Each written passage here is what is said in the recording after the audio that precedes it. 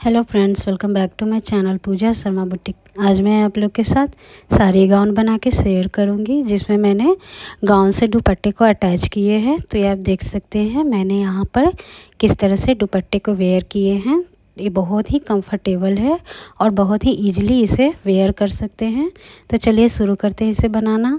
तो मैंने यहाँ पर इसे बनाने के लिए 2.5 मीटर अस्तर फैब्रिक लिए हैं और 7.5 मीटर मेन फैब्रिक ली है, जिसमें मैंने 2.5 मीटर दुपट्टे रखे हैं।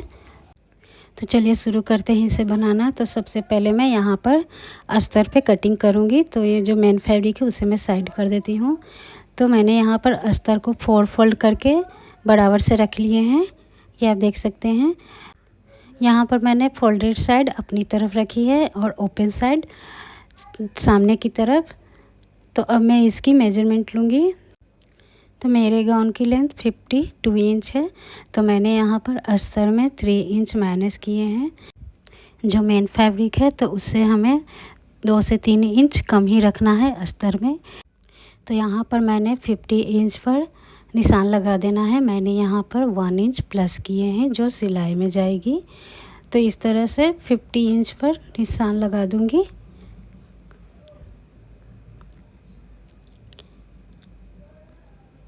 इस तरह से निशान लगाते हुए हमें यहाँ पर स्केल की हेल्प से एक सीधी लाइन खींच लेनी है। यहाँ पर मैंने बराबर से सीधी लाइन खींच ली है। तो उसके बाद हमें यहाँ पर नेक और शोल्डर की नाप लेनी है। तो मेरे शोल्डर की लेंथ 15 इंच है, तो उसका हाफ मैंने यहाँ पर 7.5 इंच ली है। तो यहाँ पर मैंने 7.5 इंच पे निशान लगा दिए हैं। उसके बाद मैं यहाँ पर नेक की लेंथ लूँगी। तो नेक की लेंथ 5.5 इंच है। तो यहाँ पर मैं 5.5 इंच पे निशान लगा दूँगी और नेक की विड्थ मैंने 3.5 इंच रखी है। तो इस तरह से निशान लगाते हुए एक बॉक्स के जैसा बना लूँगी। यहाँ पर भी मैं निशान लगा दूँगी 3.5 इंच पे और एक बॉक्स के जैसा बना लूँगी और इसे राउंड शेप दे दूँगी बराबर से करते हुए। बैक नेक मैंने यहाँ पर 4 इंच रखी है। तो यहाँ पर मैं 4 इंच पे निशान लगा दूँगी। सेम तरीके से यहाँ पर भी बॉक्स बना करके इसे राउंड शेप दे दूँगी। ये आप देख सकते हैं। तो अब मैं इसके आर्म होल की लेंथ लूँगी। तो मेरे आर्म होल की लेंथ यहाँ पर 6 इंच है। तो मैंने यहाँ पर 6 इंच पे निशान लगाई है और इस तरह से बॉक्स बना दिए हैं और 1.25 इंच पे निशान लगा करके मैंने यहाँ पर आर्म होल की गोलाई का शेप दे दिया है। तो उसके बाद मैं यहाँ पर चेस्ट की नाप लूँगी। तो चेस्ट की नाप 36 इंच है। तो उसका 1/4 भाग 9 इंच प्लस हाफ इंच। तो यहाँ पर मैंने 9.5 इंच पे निशान लगा दिए हैं और 2 इंच मैंने सिलाई मार्जिन लिए हैं। उसके बाद में यहाँ पर कमर और हिप की नाप लूँगी। हमें यहाँ पर नॉर्मली जैसे हम कुर्ती की मेजरमेंट लेते हैं उसी तरह से ले रहे हूँ। तो कमर की लेंथ यहाँ पर 32 इंच है। तो यहाँ पर मैंने 32 इंच पे निशान लगा दिए और 2 इंच सिलाई मार्जिन ली है। और हिप के लिए मैंने यहाँ पर 11 इंच पे निशान लगाई है इस तरह से और 2 इंच सिलाई मार्जिन ले लिए हैं। यहाँ पर ये आप देख सकते हैं। तो अब इन तीनों निशानों को मिला दूँगी इस तरह से राउंड शेप देते हुए। इस तरह से निशान लगाने के बाद अब हमें यहाँ पर बॉटम तक निशान लगाने हैं। तो ये जो निशान है तो यहाँ से हमें तिरछी करके निशान लगानी है। तो मैं यहाँ पर स्केल की हेल्प से इस तरह से निशान लगाते हुए इसे बॉटम तक ले जाऊँगी। इस गाउन में मैंने यहाँ पर फ्लेयर रखी हैं थोड़ी सी। आप चाहें तो इसमें कम और ज़्यादा करके भी रख सकते हैं। तो इस तरह से निशान लगाने के बाद हमें ये जो कॉर्नर है नीचे की साइड में, तो यहाँ से हमें 2.5 इंच पे निशान लगा करके इसे राउंड शेप दे देना है। और अगर हम इसे सीधी तरह से ही कट करके इसकी सिलाई करें तो ये जो कॉर्नर है वो दोनों साइड से लटक जाती है। तो इसलिए यहाँ पर ये इस तरह से राउंड शेप दे करके हमें इसे कट कर लेना है, क्योंकि ये सिलने के बाद ये पूरी शेप में आ जाती है। तो यहाँ पर मेजरमेंट कर लेने के बाद हम इसकी कटिंग कर लेंगे। तो ये आप देख सकते हैं मैंने यहाँ पर अस्तर की कटिंग कर ली है।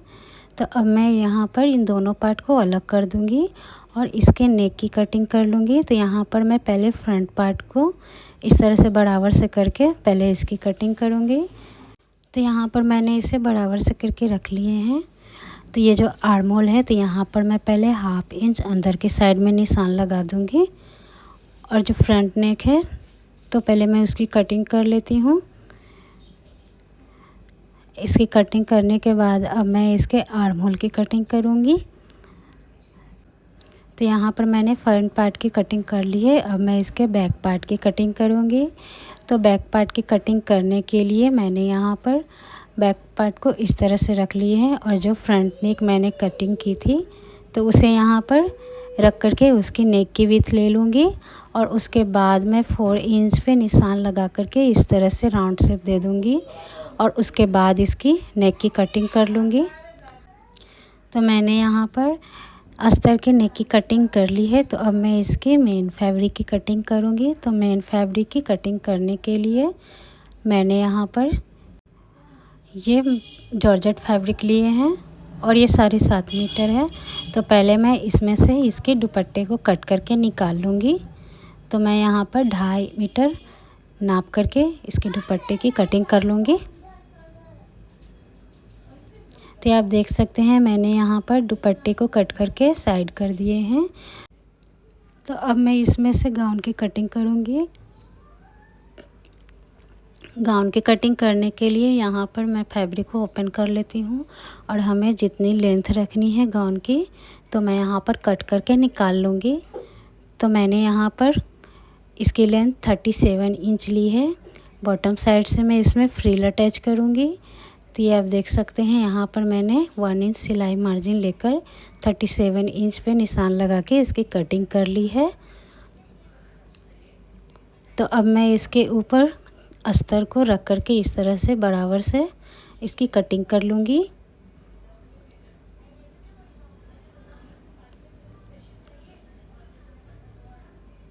तो मैंने यहाँ पर साइड से इसे कट किया है। नेक की कटिंग मैं यहाँ पर बाद में करूँगी इस पे स्टिच लगाने के बाद।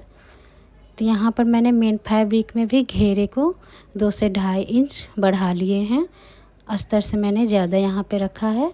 ऊपर के साइड से भी कट करके दोनों पार्ट को अलग कर दिए हैं। तो हमारी गाउन कट के रेडी है। तो अब हम इसकी स्टिचिंग करेंगे। यहाँ पर मैंने अस्तर से छोटा कट किया है। इसे बॉटम साइड में मैं इसमें फ्रिल अटैच करूँगी जिसके बाद ये बराबर हो जाएंगे। तो मैंने यहाँ पर 16 इंच की फ्रिल रखनी है।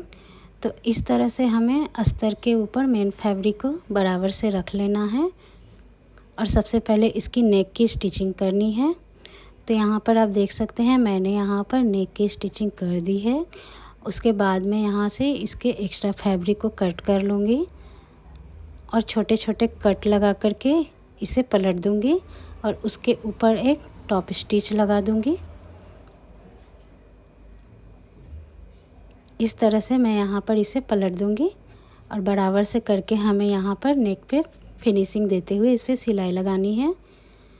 तो यहाँ पर आप देख सकते हैं मैं ये सिलाई लगा दी है मैंने इस पर। सेम तरीके से मैंने दूसरे वाले पार्ट में भी किए हैं, ये आप देख सकते हैं। तो अब मैं इन दोनों पार्ट को जोड़ दूँगी।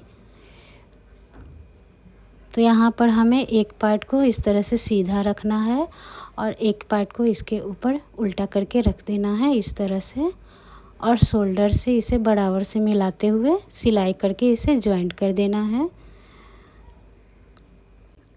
हमें यहाँ पर सिर्फ शोल्डर से पहले जॉइंट करना है। दोनों साइड से हमें अलग अलग करके इसमें जॉइंट करेंगे। तो पहले यहाँ पर बराबर से मिला के शोल्डर पे सिलाई लगा लूँगी। तो ये आप देख सकते हैं मैंने इसे शोल्डर से जॉइंट कर दिए हैं। तो जॉइंट करने के बाद मैं यहाँ पर ये जो मेन फैब्रिक है और अस्तर वाले फैब्रिक है तो उसे यहाँ पर अलग अलग करके उस पर सिलाई लगाऊंगी। तो इस तरह से बराबर से इसे मिलाते हुए इस पे निशान लगा दूंगी जो हमारी फिटिंग निशान है तो उस पे निशान लगा दूंगी। मैंने यहाँ पर आर्म होल से इसकी नाप ली है। तो मेरे आर्म होल की लेंथ 8.5 इंच है। तो मैंने यहाँ पर 8.5 इंच पे निशान लगा दिए है। उसके बाद मैंने यहाँ पर जो सिलाई मार्जिन ली थी तो उस तरह से 2.5 इंच पे सिलाई मार्जिन पे निशान लगाते हुए नीचे तक सीधी लाइन खींच लूँगी और उसे पिन से सेट कर दूँगी इस तरीके से। सेम इसी तरीके से हमें दूसरी साइड भी करनी है। और ये जो मेन फैब्रिक है तो उसे हम अंदर की साइड में कर देंगे, उसे हमें बाद में सिलना है। तो इस तरह से दोनों साइड से निशान लगा करके पिन से सेट कर दूँगी और उसके बाद इस पर सिलाई लगा दूँगी।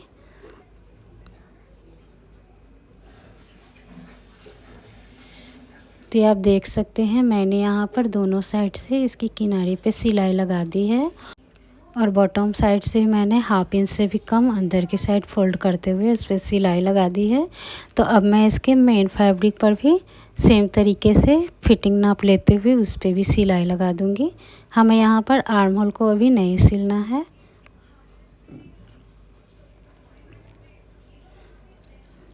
तो ये आप देख सकते हैं मैंने यहाँ पर दोनों पार्ट की सिलाई कर ली है और सिलाई करने के बाद हमें इस तरह से पलट देना है, सीधा कर देना है। तो यहाँ पर सिलने के बाद जो सिलाई है तो अंदर की साइड चली जाएगी। तो अब हमें यहाँ पर आर्म होल को बराबर से मिलाते हुए दोनों को अटैच कर देना है। तो यहाँ पर मैंने इस तरह से सिलाई करके इससे अटैच कर दिए हैं। तो अब मैं इसमें स्लीव अटैच करूँगी। तो सबसे पहले मैं यहाँ पर स्लीव की कटिंग कर लेती हूँ। तो मैंने यहाँ पर जो फैब्रिक कट करके बचे थे तो वही फैब्रिक मैंने यहाँ पर यूज किए हैं।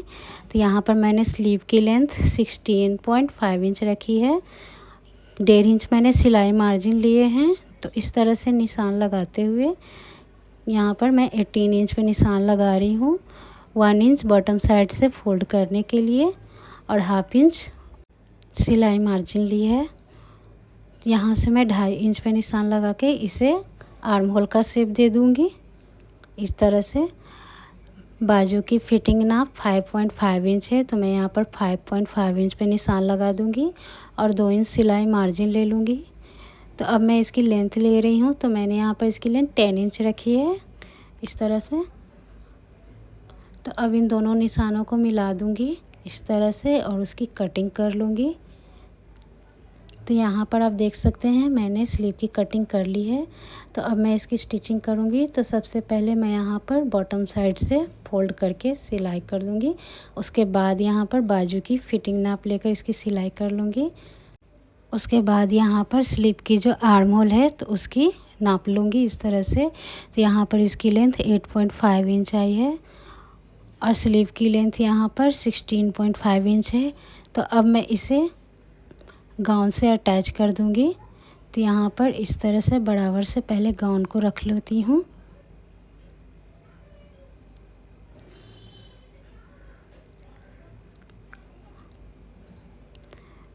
यहाँ पर मैंने बराबर से गाउन को इस तरह से रख लिए हैं, ये आप देख सकते हैं।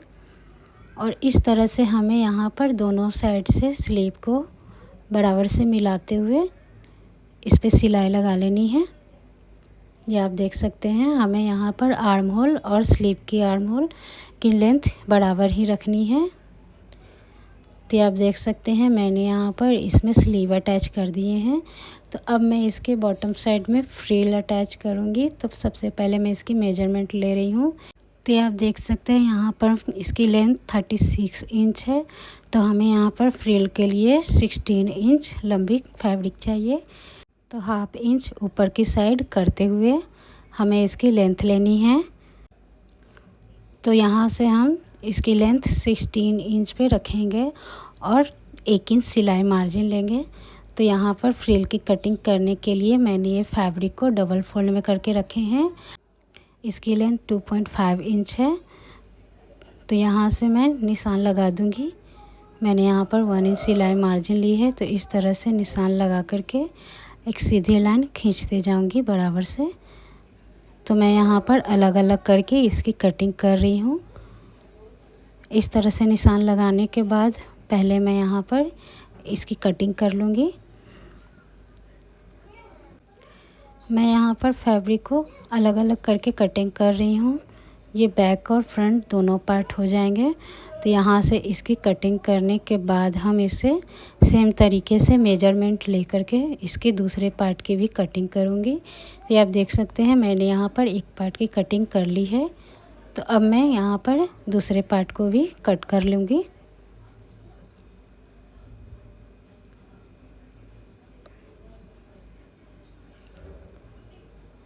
तो मैंने यहाँ पर दोनों पार्ट की कटिंग कर ली है। तो अब मैं इसमें फ्रिल लगाती जाऊँगी। इस तरह से छोटे छोटे प्लेट्स बैठाते हुए इस पर सिलाई लगा लूँगी। तो आप देख सकते हैं मैंने यहाँ पर बराबर करके प्लेट्स लगाए हैं इस तरह से, और यहाँ से मैंने इसे दोनों पार्ट को जॉइंट कर दिए हैं। जो साइड से और बॉटम की साइड से भी इस पर सिलाई लगा दी है। तो अब मैं इसे गाउन में अटैच करूँगी। तो यहाँ पर मैंने गाउन को बराबर से रख दिए हैं कि आप देख सकते हैं। उसके बाद यहाँ पर ये जो फ्रिल मैंने बनाए हैं तो इसे भी बराबर से मिलाते हुए डबल फोल्ड कर लूँगी, और जो इसके सेंटर पे सिलाई है उसे यहाँ पर टॉप की दोनों साइड से सिलाई से मिलाते हुए इस तरह से रख लूँगी और इस पर सिलाई लगा दूँगी। बराबर से मिलाते हुए इस पर सिलाई लगा करके इसे अटैच कर दूँगी। तो आप देख सकते हैं मैंने यहाँ पर बॉटम साइड में फ्रिल अटैच कर दिए हैं। तो उसके बाद अब मैं इसमें दुपट्टे को अटैच करूँगी। तो शोल्डर के ऊपर से हमें कमर की लेंथ लेते हुए उस पर निशान लगा देना है 15 इंच पर, और 2 इंच प्लस कर लेंगे। 17 इंच पे निशान लगा दूँगी। उसके बाद हमें यहाँ पर 2 इंच सिलाई मार्जिन को खोल लेना है दुपट्टे को अटैच करने के लिए। तो आप देख सकते हैं मैंने यहाँ पर सिलाई मार्जिन को खोल लिए हैं दुपट्टे को अटैच करने के लिए। तो यहाँ पर मैंने ये 2.5 मीटर का दुपट्टा लिया है। तो मैंने इसके चारों तरफ किनारियों से सिलाई लगा ली है, हाफ इंच से भी कम फोल्ड करते हुए। तो इस तरह से हमें उल्टा करके जो सिलाई मार्जिन है उसे हमें यहाँ पर उल्टा करके रखना है और इसे पिन से सेट कर देना है। उसके बाद हमें इसे अंदर की साइड से बराबर से मिलाते हुए इस पर सिलाई लगा लेंगे। तो यहाँ पर मैंने दुपट्टे को गाउन से अटैच कर दी, ये आप देख सकते हैं। तो ये हमारी साड़ी गाउन बन के रेडी है। इसे 2 in 1 ड्रेस भी कह सकते हैं, और इसे बहुत ही ईजिली वेयर कर सकते हैं। दुपट्टे को भी इसे आसानी से आप ले सकते हैं। वीडियो अच्छा लगा हो तो वीडियो को लाइक करें, चैनल को सब्सक्राइब करें और ज़्यादा से ज़्यादा शेयर करें।